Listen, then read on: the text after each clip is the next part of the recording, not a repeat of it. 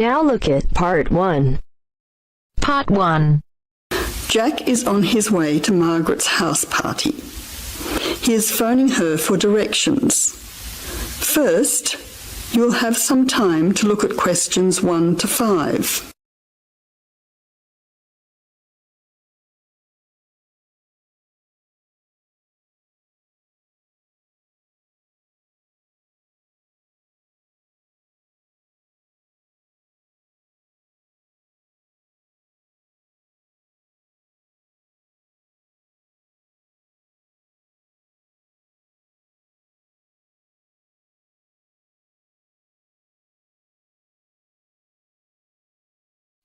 Now listen carefully and answer questions 1 to 5.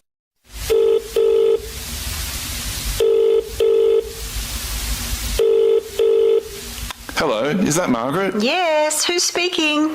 Margaret, it's Jack. I think I'm lost. I can't see a signpost and... Jack, so where are you now? Well, I'm a bit confused about the directions, but I'm at a T-junction. What can you see around you? I can see a pub on the corner. Can you see the name of the pub? Wait a minute, let me see. It's hard to see in the dark. Yes, I can read it now. It's called the Lion's Head. Oh, the Lion's Head. Okay, well then you're not too far away. Go straight ahead through the traffic lights to the next T-junction. Sorry, I didn't hear you. What did you say? I said just go through to the next T-junction. Okay. Now what? Well, there's a park in front of you and a large 2-storey building on the corner. Yes, I can see them. Okay, so now turn left. Hang on, you're coming up the street, so you'll have to turn right. Okay, got it. What's the name of your street? It's Wesley Street, Wesley, number 70.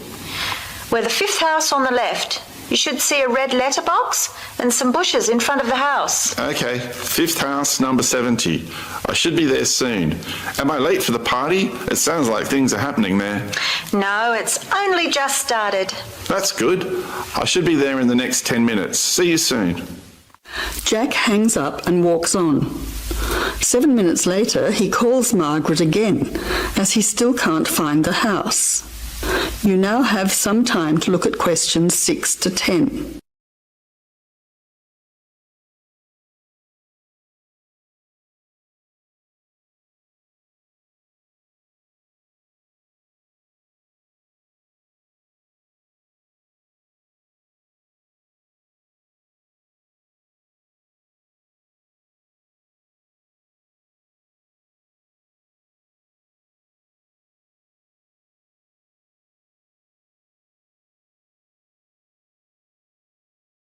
As you listen, answer questions 6 to 10. Who's speaking? Hi, Margaret. It's Jack again. Sorry to bother you. Listen, would you mind doing me a favour? Of course, what? Could you tell Mike I have got his camera? I've tried to send him a text message, but it's not going through. Oh, he's not here yet. Oh dear, he said he'd be there early. He might be lost too. Okay, I'll call him. What's his number? 0482 563379.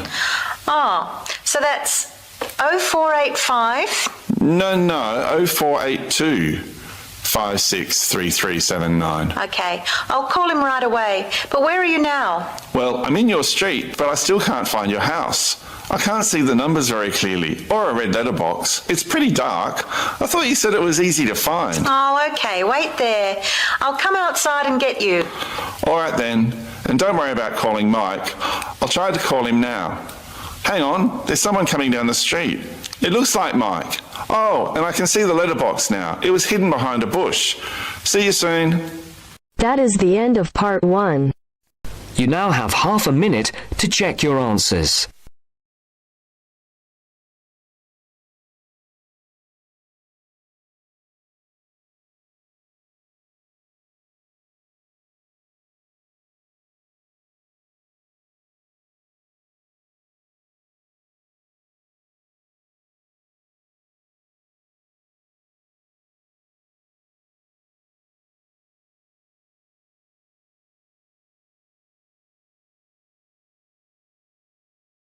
Now turns to Part 2. Part 2. You'll hear a man giving information to a group of new university students. First, you have some time to look at questions 11 to 15.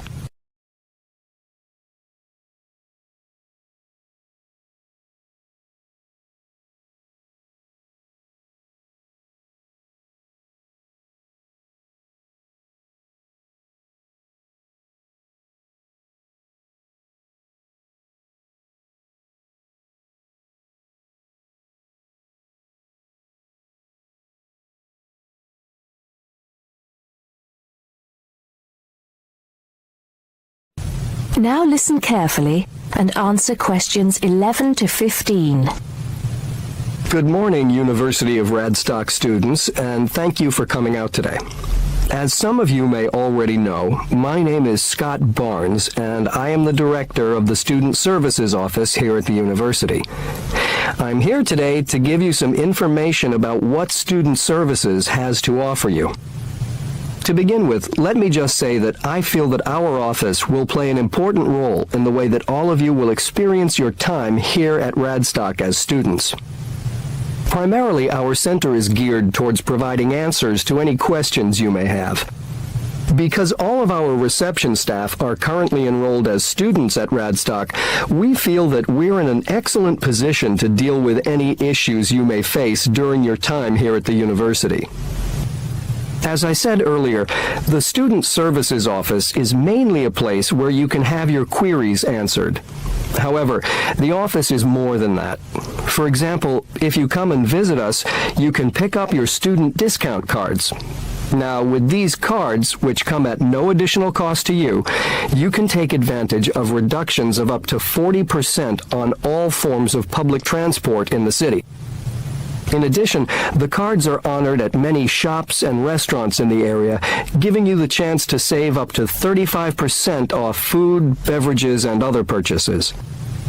Our office is also the place you should visit if you would like to get involved in any of the 30 different clubs and societies available at Radstock.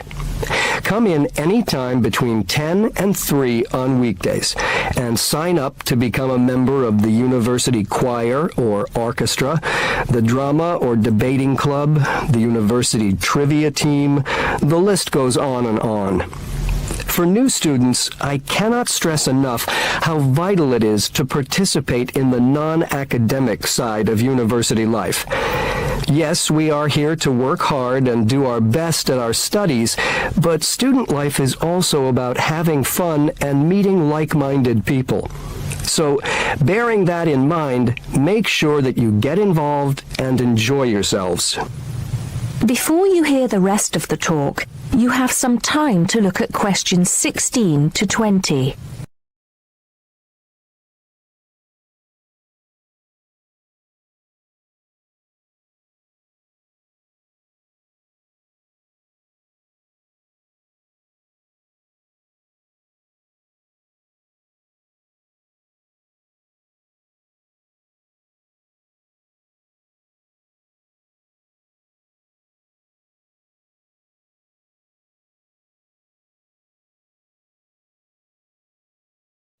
Now listen and answer questions 16 to 20.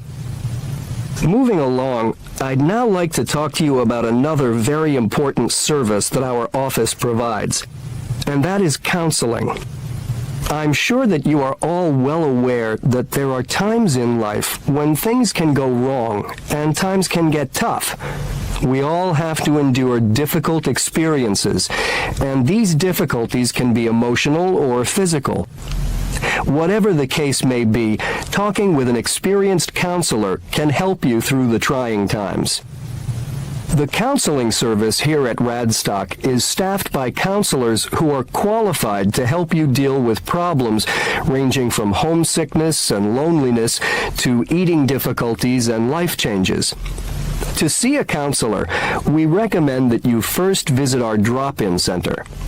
We run drop-in sessions on a daily basis from 9:30 a.m. to 2:30 p.m. And to reserve one of these sessions, you can telephone the counseling service on 121 5648-3907 on the day you wish to visit. Or, if you prefer, you can come into the Student Services office anytime after 8:30 a.m. and complete a booking form. If it should happen that you need to cancel your appointment for the drop-in session, we would request that you contact the counseling service as soon as possible to let them know. Drop-in sessions can be as short as 20 minutes, but it's more usual for them to take about 45 minutes. During that time, you will be asked some questions to clarify your situation, and a decision will be made as to what further action, if any, should be taken.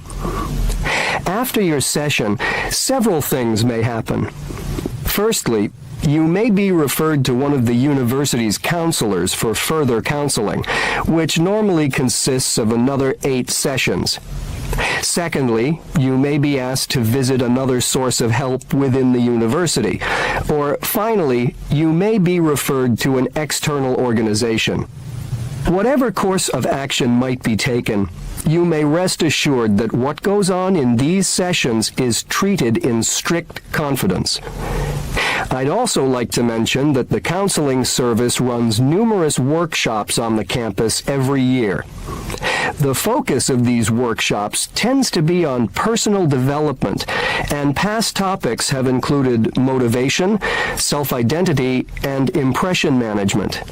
There is no fee charged for these workshops, and if you require more information, feel free to contact us at stuser@acadia.co.uk. That is the end of section 2.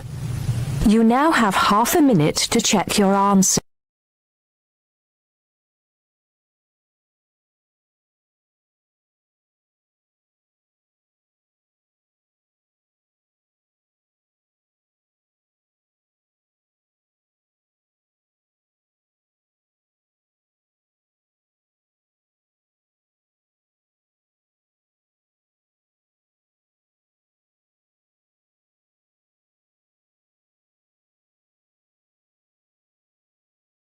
Now turns to part 3. Part 3. You will hear a conversation about waste between a tutor and a student. First, you have some time to look at questions 21 to 23.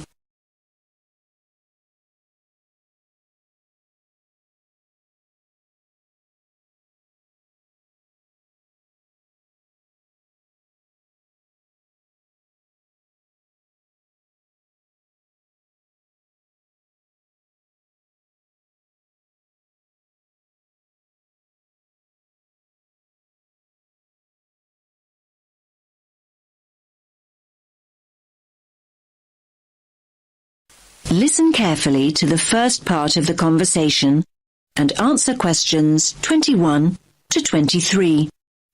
Well, we've been looking at the issue of waste this term, and as you know, it's a huge area to research. Now, Hannah, just to recap on our last session, we identified a range of sources of waste. Can we just run through these very briefly before we make a start? Yes, I've got a note of them here. We've got waste from industry, commerce, quarrying and construction, and then of course there's household bins and litter. Great. Now, you were going to focus on industrial waste, weren't you? How's the research going? Well, actually I decided to go with household waste in the end and focus on food. I've been looking at exactly what we throw out and how much. Now, maybe this won't come as much of a surprise to you, but I was really amazed at just how much food we throw away in the UK. We throw away over 7 million tonnes of food every single year. 7.2 million to be exact. That's quite right. In the latest survey, it's been estimated that we're wasting 1/3 of the food we buy. Exactly. That's like 1 in every 3 bags of food shopping going straight into the bin. I think the worst thing about it is that more than half of this is food we could actually have eaten. So to give you some examples, things like unopened pots of yoghurt, Whole chickens? Yes, people actually throw out whole chickens. Now you have some time to look at questions 24 to 30.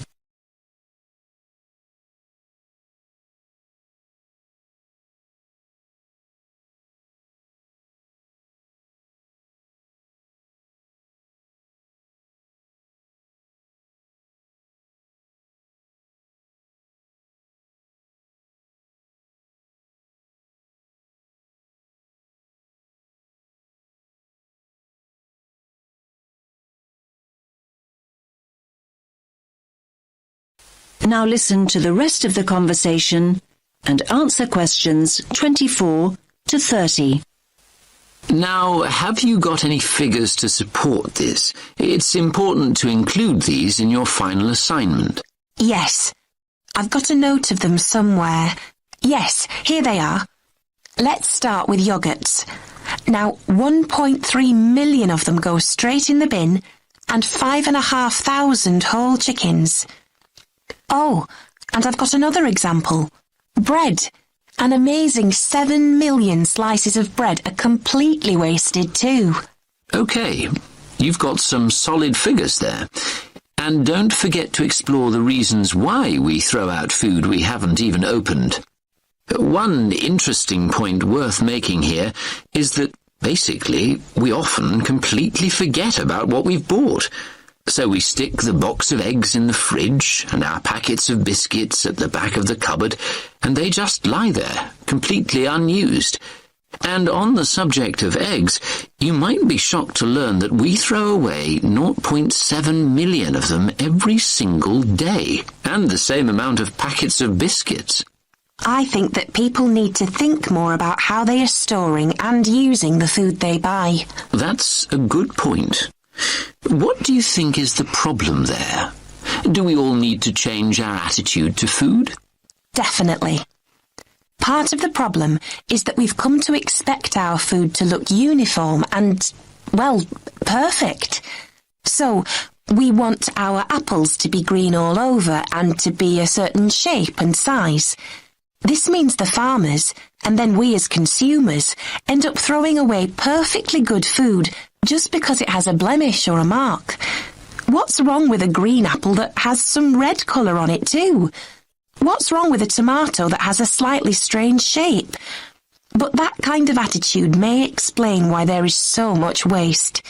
In fact, these are exactly the foods we waste most of.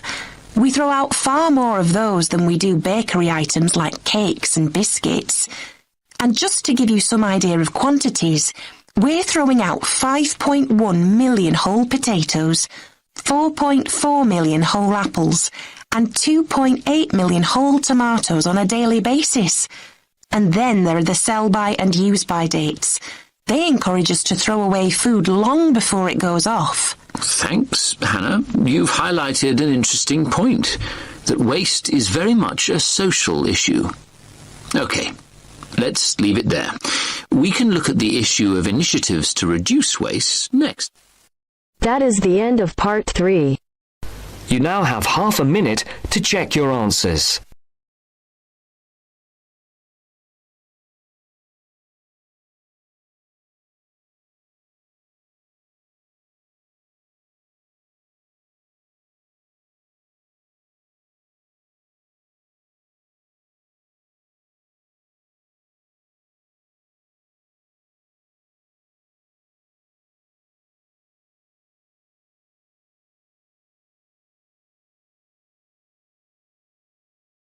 Now turns to part 4. Part 4. You will hear a talk about stray cats. First, you have some time to look at questions 31 to 40.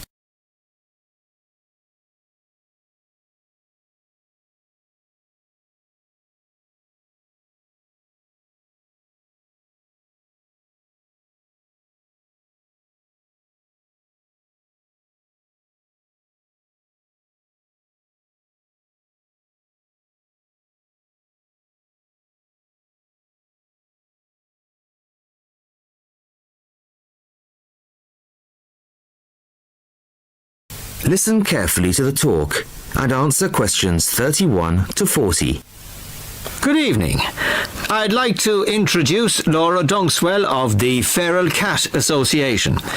Laura has just returned from spending 3 months in Italy, where she has been working with local organisations to improve conditions for some of the estimated 1.5 million ownerless cats currently thought to be at large there. Thank you very much.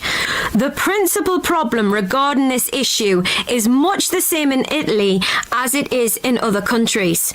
Public awareness. The general public have become so used to the sight of ownerless cats in poor condition wandering their streets that they simply don't recognise it as a problem. While some will put out scraps of food, the majority see feral cats in much the same light as, say, seagulls, a form of local wildlife which is of no particular concern to or responsibility of the human population. Of course, there are plenty of individuals who do take responsibility for cats in their areas, providing appropriate food, emergency veterinary treatment, and perhaps indoor shelter. But these people can only provide support for a fraction of the vast numbers of feral cats that exist. So, what's to be done? Find loving family homes for all feral cats? Well, that would be wonderful, of course, but unlikely to happen anytime soon. The two main focuses of our work are sterilisation and education. Sterilisation is usually only performed on female animals. It may seem a drastic intervention, but it benefits both the sterilised cats, who will not have to suffer the health consequences of endless pregnancies, and also the feral cat population as a whole, as controlling numbers reduces competition for whatever slender resources of food may exist. Animals to be neutered are captured and sedated at the point of capture to minimise their stress and discomfort. They are then taken to a temporary centre set up by a local organisation, and the operations are carried out under anaesthetic by trained veterinary surgeons, all of whom kindly donate their time. Now, while domestic cats can recuperate in the comfort of their owners' homes, feral cats have no such luxury.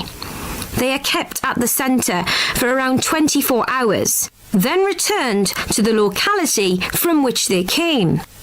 Dissolving stitches are used, and each cat that has been operated on has the tip of one ear clipped, a sign that the animal has already been neutered.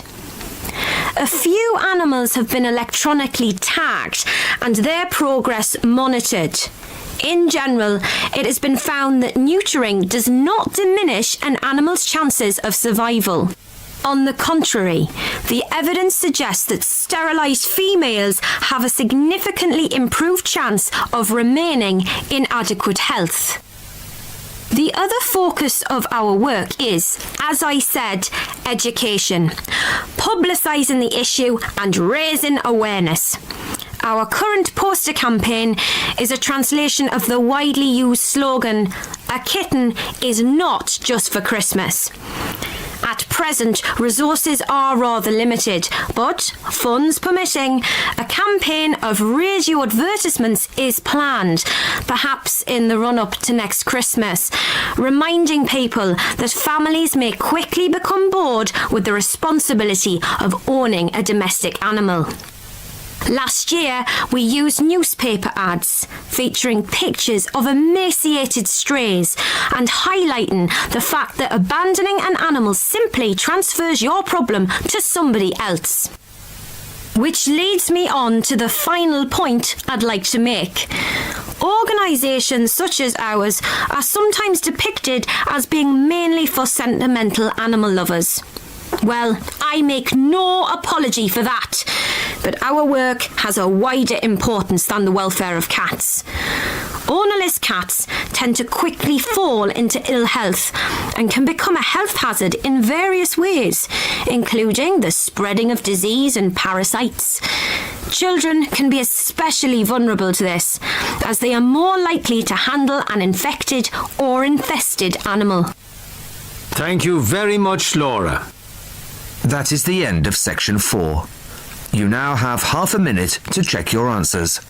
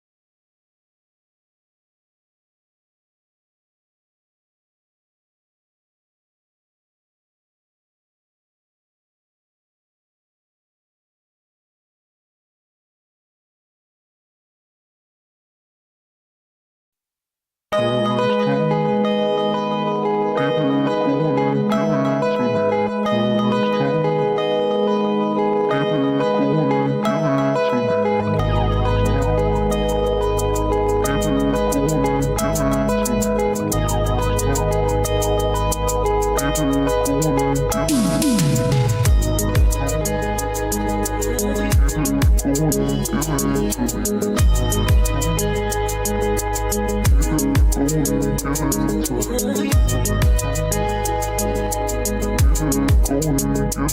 to me.